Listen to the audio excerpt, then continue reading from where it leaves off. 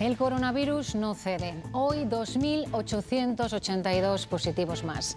Se batalla contra él en todos los rincones. Matilla de los Caños del Río, en Salamanca, encarna la realidad de nuestros pueblos más pequeños, con incidencias descomunales. Y otro escenario que entra en acción, la sanidad privada, que empieza a asumir cirugías ante la tensión hospitalaria.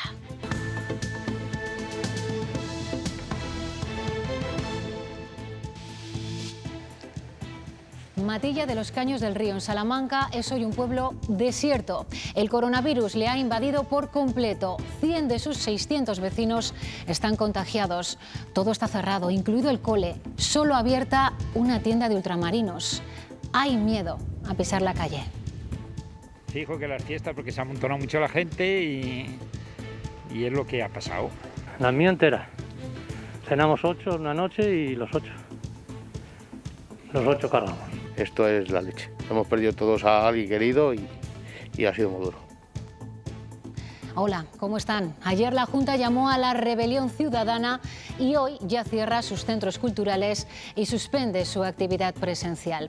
Los ayuntamientos a los que había pedido que le siguieran están respondiendo de forma desigual. Los del Partido Socialista reclaman más claridad. Paco Gómez. Una cosa son recomendaciones y otra, efectivamente, se dice desde alcaldías, fundamentalmente del Partido Socialista, caso de Valladolid o Ponferrada, son restricciones que paralizan de manera muy importante la actividad de las ciudades y cuyo ámbito de regulación debe ser el SACIL. En todo caso, no solo hay división entre los políticos, también entre la ciudadanía, entre aquellos que consideran que ha llegado el momento de confinarse y quienes entienden que hay que seguir haciendo, en lo que se pueda, vida relativamente normal. Y la situación se complica por momentos en los hospitales. En Soria, el personal de la UCI asegura que están al borde del colapso. Y podemos confirmarles también que SACIL ya ha empezado a derivar cirugías a la sanidad privada. La historia se repite y desde el próximo lunes en Valladolid, centros privados como este comenzarán a realizar cirugías que inicialmente estaban programadas en la sanidad pública. Serán intervenciones en principio cardiovasculares, de urología y de cirugía general. Nuevos incumplimientos en el plan de vacunación. Bajo sospecha ahora el GEMAT. El Ejército cuenta con su propio cupo de vacunas. Y también aquí, el alcalde de Villavicencio, en la provincia de Valladolid, y otras 5 personas se han vacunado cuando no les correspondía. Alegan que estaban en el listado oficial, pero desde la Junta sospechan que se ha cometido fraude con ese listado. Entonces se les metió en el listado que se mandó a la consejería en la vacunación. Se me instó a que se les incluyera en el apartado de trabajadores y fue así como se hizo. El listado debería ser idéntico y las personas que están, no todas las personas que están incluidas en uno aparecían en el otro. Jugándose muchas veces el tipo, los equipos de rescate en montaña de Castilla y León han efectuado más de un centenar de operaciones el año pasado. Llegan donde resulta casi imposible hacerlo. Cada vez hay más apasionados por la montaña y más imprudencias. Es la huella del viento en Madrid. En Palencia ha tumbado un árbol en pleno centro que ha obstaculizado la circulación en esta avenida. En Segovia se han superado los 100 km/h en la ciudad y parques y jardines, por precaución, están ahora mismo cerrados.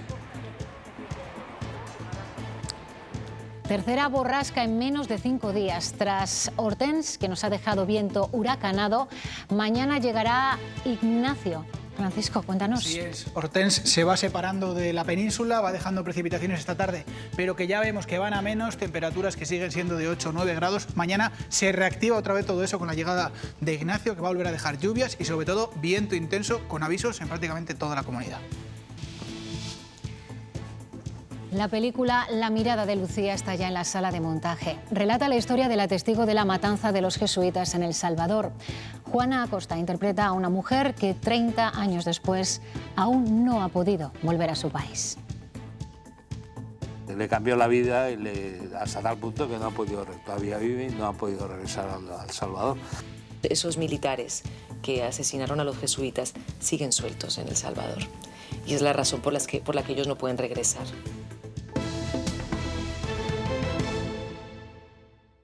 Yo acabo de salir después de 11, 12 días y es como que te parece raro ver a gente o cruzártela, ya piensas en separarte. Pero que casi no salgo, ayer nada más salí un ratinín. ¿Tienen miedo? Tú, a ver. Porque no salimos de casa y los niños ni salen, ni van al colegio, ni nada. Esto es la leche. Hemos perdido todos a alguien querido y ha sido muy duro.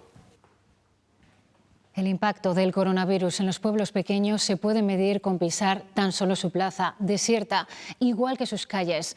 Matilla de los Caños del Río encarna hoy esta realidad de nuestro mundo rural. En esta localidad salmantina tienen una incidencia acumulada cercana a los 4.000 casos por 100.000 habitantes. El COVID les ha impactado de lleno. Lo que vemos en este pueblo de Salamanca, en Matilla de los Caños del Río, es el ejemplo de lo que está sucediendo en las zonas rurales de Castilla y León. Muchos de estos pueblos pequeños tienen las incidencias acumuladas totalmente desorbitadas, con muchos contagios y con mucha dificultad encontramos familias que no tengan en su entorno casos positivos. Aquí ahora mismo hay más de 100 personas superando la enfermedad. El virus ha arrasado en este pueblo. En la calle no hay ni un ruido. La mayoría de los negocios están cerrados y el colegio vacío. No se ha librado nadie, ni la familia del alcalde. La mía entera. Cenamos 8 una noche y los 8. Los 8 cargamos. Tras la Navidad se multiplicaron los contagios. Nosotros somos 7 hermanos y solo pude yo al entierro de mi madre. Y solo pude yo con mi mujer y mis hijos. Los demás todos estamos confinados. Tampoco hay fieles en la iglesia. Los bautizos, comuniones y bodas se han aplazado, pero en las últimas semanas ha habido 2 entierros. Que parece que volvíamos otra vez por el marzo del 2020, que yo hice varios entierros en algunos de los pueblos, los de la funeraria y yo y algún familiar, y era penoso. De los 600 vecinos, ahora mismo 100 tienen coronavirus. Una persona como yo que estoy todo el día fuera en la calle trabajando, estar metido en casa es muy aburrido. A pocos metros sobrelleva la cuarentena esta otra familia. Hemos estado todos juntos y es verdad que hicimos la matanza el fin de semana anterior a que saltara este brote, pero una cosa inexplicable que la tengamos, por ejemplo, nosotros y mi madre, que a lo mejor es la que más ha estado en la matanza, no lo tenga. Hay una tienda abierta pero con pocos clientes. Mandan a alguien que ha dado negativo a hacer los pedidos y si no, pues por teléfono y los servimos a casa. Es lo que estamos haciendo ahora mismo en los negocios de aquí. Ahora, como en marzo, esperan que vuelva el bullicio desde la ventana. Y en el conjunto de Castilla y León, por tercer día, vuelven a rozarse los 3.000 positivos, aunque sin sobrepasar todavía ese dato. Son cifras algo más bajas que ayer, con 2.882 contagios en las últimas 24 horas. Palencia, Salamanca, Segovia y Valladolid superan la incidencia media de Castilla y León, de casi 700. Hay que lamentar el fallecimiento de 21 personas, una de ellas en residencia. Es el Teatro Ramos Carrión de la Diputación de Zamora que aplaza todas sus actuaciones. Se suma así a las restricciones de la Junta, que cierra desde hoy sus centros culturales como bibliotecas, archivos y museos. El Gobierno autonómico también ha suspendido la actividad presencial y el teletrabajo lo extenderá a todos los ámbitos de la Administración donde sea posible. Debemos de quedarnos en casa por el bien de todos. No tenemos que esperar a que nos impongan las cosas. Yo si no nos obligan, no. Si puedo salir, salgo. Me parece bien que nos autoconfinemos, pero esta gente tendrá que trabajar y el que quiera salir, que salga. Que hay que hacerlo y hay que aguantarse hasta que esto se mejore. La mayoría de los mayores estamos autoconfinados. Yo ya lo hago por mi cuenta. Que yo creo que es la mejor solución, 15 días mínimo. De rebelión cívica, rebelión ciudadana, hablaba ayer Francisco Igea, apelaba al compromiso de los ciudadanos para combatir al coronavirus y esto que han escuchado nos han respondido ustedes esta mañana. Con estas nuevas medidas en vigor desde hoy se pretende reducir aún más las posibilidades de contacto social. Paco Gómez, ¿cómo están ahora mismo las ciudades? ¿Se está notando? Pues la incidencia, la verdad, es que es desigual en las diferentes ciudades de Castilla y León, aunque es cierto que la mayoría de los espacios públicos empiezan a estar cerrados, pero con matices. En una ciudad universitaria como Salamanca, donde se ha apostado por mantener de momento la actividad académica presencial, eso implica que espacios como esta biblioteca en la que nos encontramos está abierta, al igual que los centros de investigación. Y entre los ciudadanos, evidentemente, esa división de opiniones entre quienes entienden que es el momento de aplicar medidas más radicales y quienes consideran que es necesario seguir confiando en la responsabilidad individual. Tras la estela de la Junta, la mayoría de capitales se suman a la suspensión de actividades culturales. Tampoco hay mucho más que hacer fuera, ¿eh? Así que si acaso ir al parque, pero digo al parque ir al monte donde no hay casi nadie, entonces, porque en la ciudad tampoco hay mucho más que hacer. Los ayuntamientos gobernados por el PP y Ciudadanos, incluso el de Izquierda Unida en Zamora, han respondido de inmediato a la llamada de la Junta. Vamos a cerrar todos esos espacios culturales que dependen de nosotros. Teatros, bibliotecas, centros cívicos y archivos cierran desde hoy al público. En el caso de los socialistas, se resisten al cierre y exigen a la Junta que aclare estas medidas vía vocil. Esto es un cachondeo, o sea, el gobierno central por un sitio, los gobiernos autonómicos por otro, el ciudadano sabemos a qué atenernos. Solo en algunas excepciones se puede acudir con cita previa, por ejemplo, para recoger un libro en la Biblioteca Municipal de Soria o para ver una exposición en Salamanca. Salvo las actividades esenciales o fundamentales, creo que deberíamos quedarnos en casa. Y con estas medidas solo queda apelar a la responsabilidad individual. Es lo que ha hecho el Ayuntamiento de Burgos con este bando. El consistorio ya había aplazado la actividad de los centros cívicos hasta febrero y convertido toda expresión cultural al formato virtual. Y acabamos de saber que el Museo Nacional de Escultura, ubicado en Valladolid y dependiente del Ministerio de Cultura y Deporte, cierra también sus puertas. Lo acabamos de conocer hace unos instantes.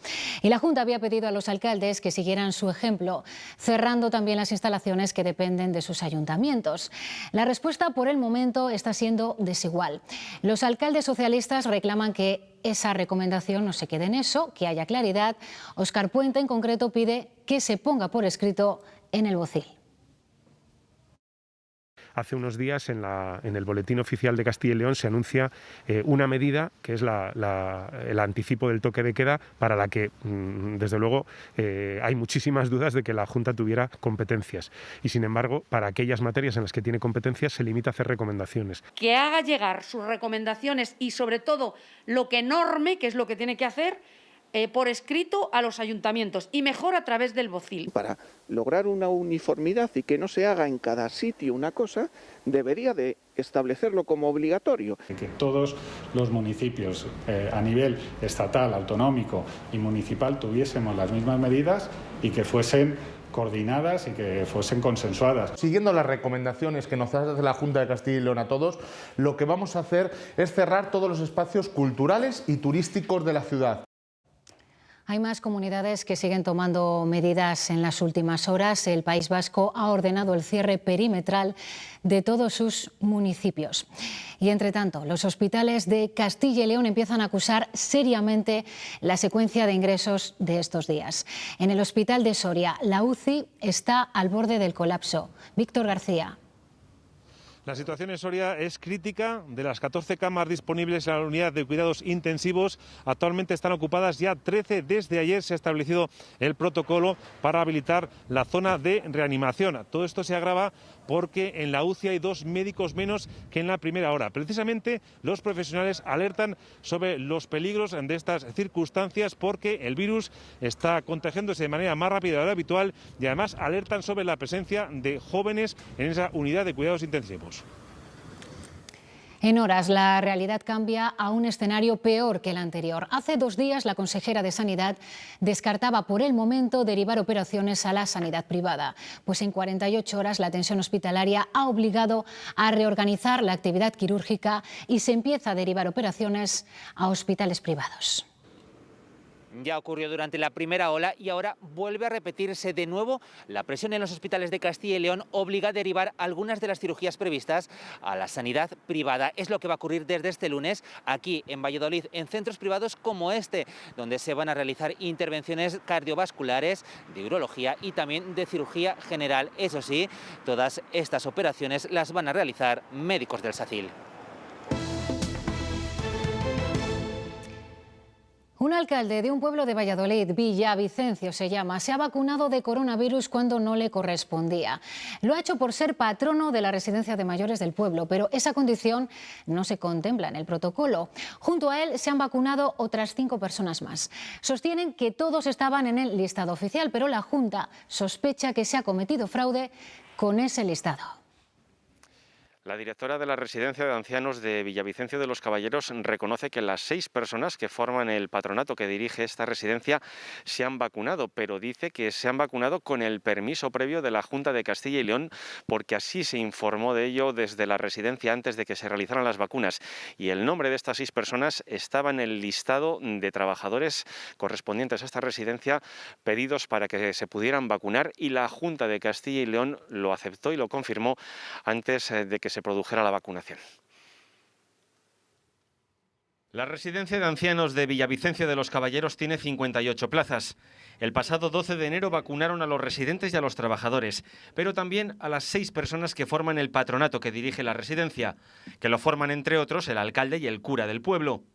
Según la Junta de Castilla y León, se han saltado la ley. El hecho de ser miembro del patronato de una residencia de ancianos no significa que estés en contacto con el anciano que está allí residente, por lo tanto no te da derecho a ser vacunado. En la residencia dicen que sí que son personas que hacen un trabajo básico en el día a día del centro y que no han escondido nada, porque sus nombres estaban en el listado de personas que pasaron al gobierno regional para ser vacunadas, y la Junta de Castilla y León lo aprobó verbalmente. Estaban en un limbo y no se sabía si podían acudir o no a la vacunación, y se determinó que efectivamente podían vacunarse, pero no lo determinamos nosotros, lo determinó la Consejería de Sanidad. El problema es que el gobierno autonómico asegura que han falseado los listados. Todas las residencias tienen que mandar 2, uno a la Gerencia de Servicios Sociales y el mismo a la Consejería de Sanidad. Y en este caso, el segundo se ha manipulado para incluir a las 6 personas que no tenían derecho a vacunarse. La Junta de Castilla y León estudia emprender acciones legales contra la directora de la residencia y las 6 personas del patronato que se han vacunado. Polémica también en el Ejército por las vacunaciones. La ministra de Defensa, Margarita Robles, ha pedido un informe para conocer el motivo por el que el jefe del Estado Mayor de la Defensa, el general Villarroya, ha recibido la primera dosis de la vacuna junto a otros altos cargos militares. Al parecer, el protocolo del Ejército priorizaría al personal sanitario, miembros de las misiones internacionales y la cadena de mando, siguiendo un criterio de edad. Pues se vacuna quien no debe cuando siguen faltando vacunas. Tras 3 días de parón, se vuelve a poder vacunar en Palencia a los profesionales sanitarios. Se está vacunando a los trabajadores del Hospital Palentino. Se les administra la vacuna de Moderna, las 200 dosis que llegaban esta semana a la provincia de Palencia. Los expertos insisten en que hay que acelerar el ritmo de la vacunación porque es lo que va a contribuir a acabar con la pandemia. Ortiz de Lejarazu cree que el porcentaje de Castilla y León está en los márgenes de lo aceptable, pero pide incrementar el ritmo cuando lleguen más vacunas. Es una cuestión de hacer lo máximo en el menor corto de tiempo. Eso es lo que limita infecciones. Cada infección que limitamos limita posibilidades de que mute el virus. Cada vez que limitamos una infección y evitamos mutaciones del virus, evitamos que aparezcan nuevas variantes, atajamos incluso alguna nueva variante que pueda haber. O sea que la vacunación tiene muchos efectos colaterales, además de proteger de la enfermedad, tiene efectos colaterales beneficiosos para otras cosas. En 10 días ha cambiado radicalmente la valoración que hace Fernando Simón del impacto que tendrá la cepa británica en nuestro país. El director del Centro de Coordinación de Emergencias Sanitarias decía hace menos de 2 semanas que supondría un impacto marginal en España. Ayer, sin embargo, predecía todo lo contrario. Asegura ahora que en marzo esta cepa supondrá la mitad de los contagios. La variante, en caso de tener algún impacto, será un impacto marginal, al menos en nuestro país. Estaríamos esperando que fuera una cepa dominante, podría llegar alrededor del 40-50% de ocupación de espacio, aproximadamente hacia mediados del mes de marzo. Y en la India, al menos 5 personas han fallecido por un incendio en la sede del mayor fabricante de vacunas del mundo, el Instituto Serum. Ha ocurrido en la ciudad de Pune y por el momento el fuego no afectará a la producción de fármacos contra el coronavirus. En nuestra comunidad, de momento, no van a realizar pruebas de antígenos en clínicas dentales ni farmacias, a diferencia de Madrid, donde se harán a partir del 1 de febrero. Hemos hablado con los dentistas de Soria para conocer cómo podría implementarse en sus clínicas si finalmente fuera necesario. Ellos están dispuestos como profesionales sanitarios que son. Como profesión sanitaria que somos, que estamos abiertos, que somos seguros, que estamos trabajando, sería tomar unos hisopos en la garganta y en 15 minutos tenemos el resultado. Pero de momento pues no hace falta esta colaboración y en caso de que se necesite, pues siempre abiertos. Siempre va a haber voluntarios que van a participar porque está la profesión muy motivada. Toda una fiesta de la vieja normalidad, solo que se celebró ayer jueves en Madrid, segundo día con récord de casos de coronavirus. Facu ha denunciado a esta discoteca, el Teatro Barceló, por saltarse evidentemente las medidas sanitarias.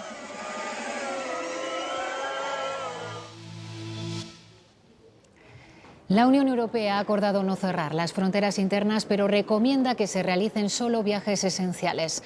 Esa fue la decisión adoptada este jueves en una reunión del Consejo Europeo, donde se ha evidenciado la preocupación por la expansión de posibles nuevas cepas del virus.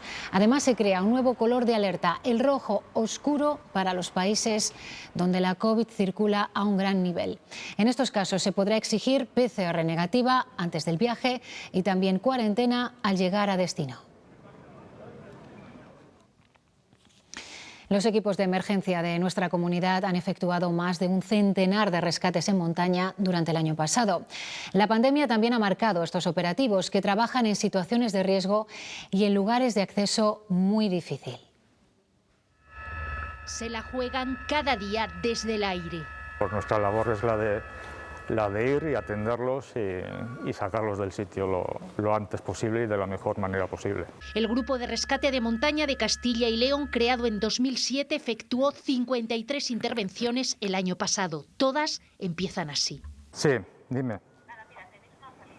Salida. En apenas 5 minutos, los 4 miembros están ya en el helicóptero, preparados para salir desde Alcazarén, en Valladolid. Durante el ferry, como denominan al trayecto, reciben información precisa para el rescate, como este de ayer mismo en Matavenero, León. El 112 coordina las operaciones. Han sido 120 en montaña durante el año pasado, incluyendo las de la Guardia Civil, menos que otros años y en meses no habituales. El boom que ha habido a zonas de naturaleza y demás. Proliferan los aficionados temerarios. Sí que parece que a veces pues, la gente no está lo suficientemente preparada o equipada. Mover un helicóptero como este con sus 4 integrantes supone un coste de más de 2.000 euros a la hora. Los operativos pueden alargarse hasta 10 horas. No se ha cobrado ningún rescate pese a las negligencias.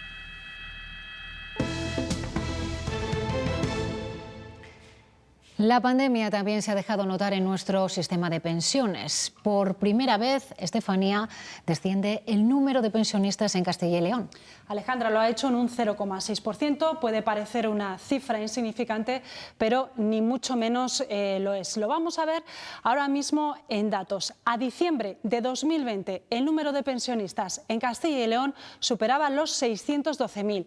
Si esta cifra la comparamos con el mismo periodo, con el mismo mes del año anterior, son casi 4.000 pensionistas menos.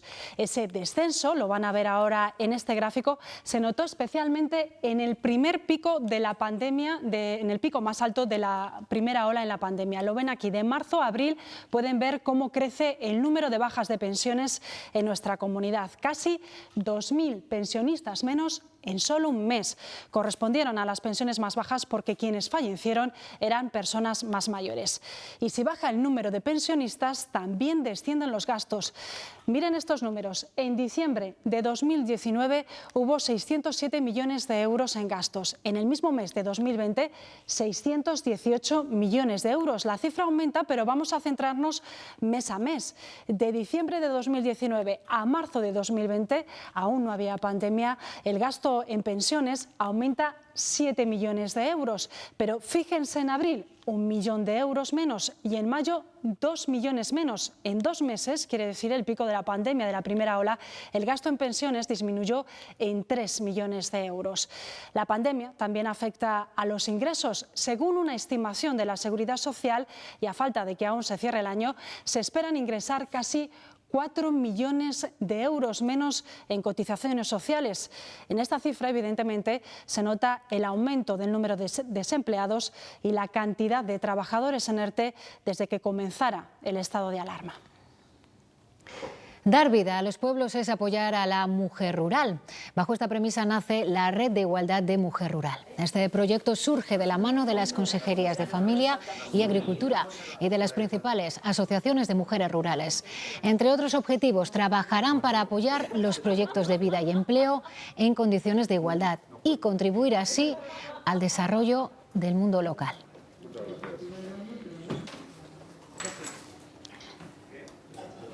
Trabajan especialmente con las mujeres, virtución de la red de igualdad de la mujer, por el tema de hacer más hincapié. Estamos en plena campaña de recogida de la trufa, pero el sector no atraviesa su mejor momento.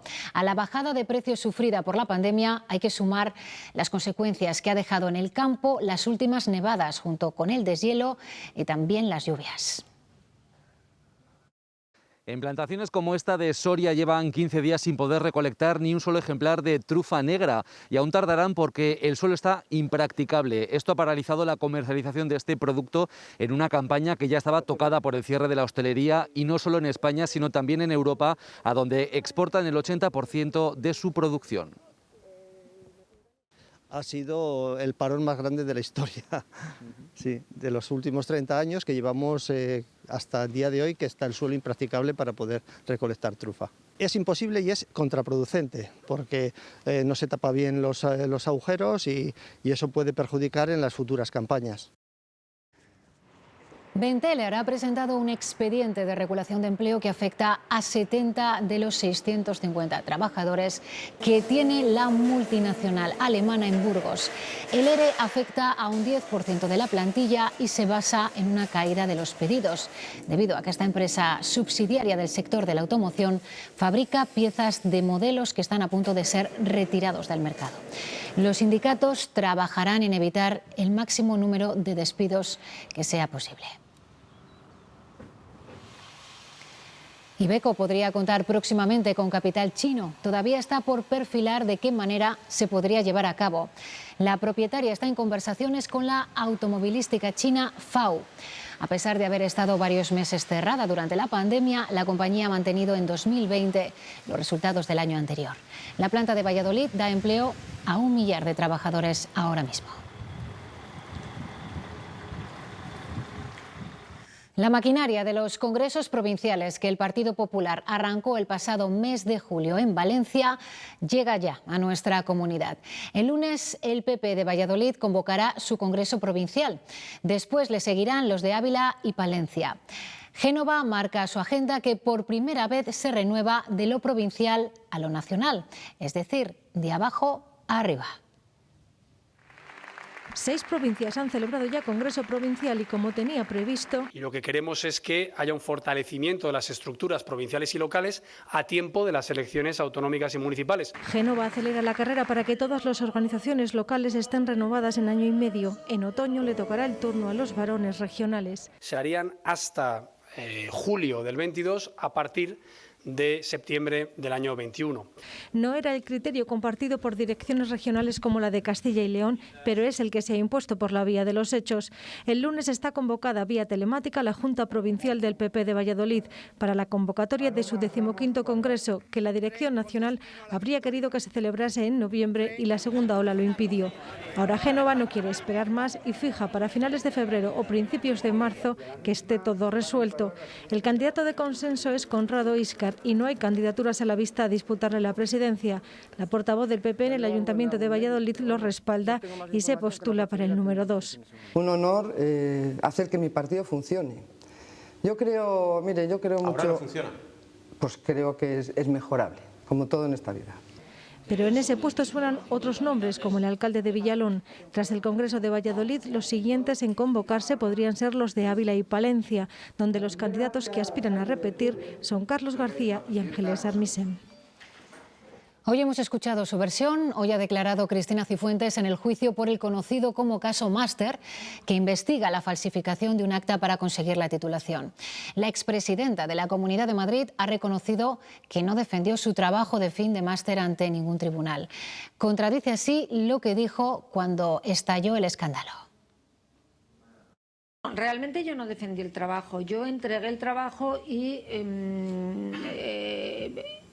expliqué, como dije además en instrucción, las líneas generales. A mí, bueno, me sorprendió porque fue un acto muy informal. Yo no sé si esas personas eran un tribunal o no. Aquello no ocurrió en un aula, ocurrió en una sala de un despacho.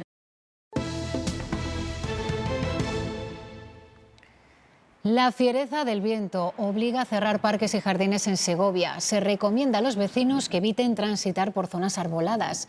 El observatorio de AEMET ha registrado en la ciudad una racha de 103 km/h a las 7 menos 20 de la mañana.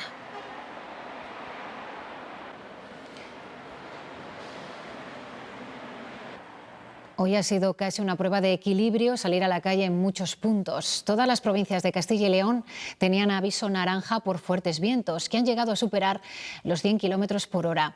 En la ciudad de Palencia, Marta Caña, ¿por ahí habéis andado? Sí, la capital registraba hasta 90 km/h, lo que provocaba la caída de árboles en una de las principales avenidas de la ciudad, interrumpiendo el tráfico de madrugada. Las rachas de viento más fuertes se registraban en Velilla del río Carrión, alcanzando los 114 km/h. Hasta los 124 han llegado en otros puntos de la comunidad, como es el caso de la provincia zamorana. Y en Madrid se siguen conjurando todos los fenómenos atmosféricos. Cuando aún no se ha borrado el rastro de la nieve, el viento de Hortense les ha puesto en alerta. Por delante se ha llevado en Vallecas varios tejados y chimeneas.